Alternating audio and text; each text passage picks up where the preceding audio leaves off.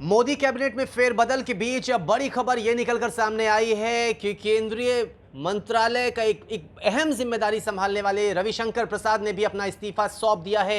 एक अहम जिम्मेदारी वो मोदी कैबिनेट में संभाल रहे थे। इसके अलावा बात करें तो प्रकाश जावड़ेकर ने भी अपना इस्तीफा सौंप दिया है।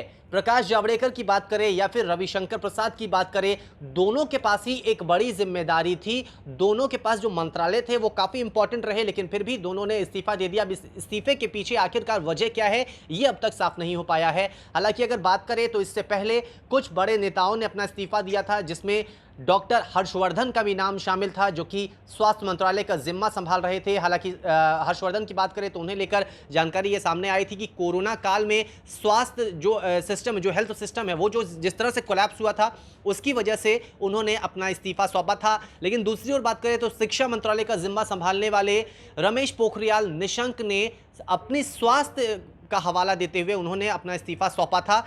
इसके अलावा बहुत सारे और भी नेता हैं, मंत्री रहे हैं, जिन्होंने अपना इस्तीफा सौंपा है, चाहे हम बात करें रतन लाल कटारिया का या फिर बात करें बाबुल सुप्रियो की। खैर, कुल मिलाकर अब तक 12 मंत्रियों ने इस्तीफा सौंप दिया है और इन सभी 12 मंत्रियों के इस्तीफे को स्वीकार कर लिया गया है। अब से कुछ ही देर के बाद जो शपथ ग्रहण समारोह है, जिसमें तकरीबन 43 मंत्री जो हैं वो शपथ लेंगे, उस कार्यक्रम की शुरुआत होने वाली है और कार्यक्रम से ठीक पहले बड़े बड़े नाम सामने आ रहे हैं जो अपना इस्तीफा सौंप रहे हैं। खैर, अब अगर बात करें हम रविशंकर प्रसाद की या फिर प्रकाश जावड़ेकर की, दोनों ही नेता प्रधानमंत्री नरेंद्र मोदी के काफ़ी करीबी माने जाते हैं। अगर पहले कार्यकाल की बात करें तो पहले कार्यकाल में भी रविशंकर प्रसाद के पास एक अहम जिम्मेदारी थी। रविशंकर प्रसाद ने उसे बखूबी निभाया भी था। लेकिन दूसरे कार्यकाल की बात करें तो कुछ कॉन्फ्लिक्ट्स हुए थे, कुछ सवाल खड़े हुए थे, उनके मंत्रालय के कामकाज के करने का जो तरीका था उसे लेकर कुछ सवाल खड़े हुए थे। हालांकि अब तक ये साफ नहीं हो पाया है कि आखिरकार इन दोनों बड़े नेताओं, इन्होंने जो अपना इस्तीफा दिया है, इसके पीछे की असल वजह क्या है।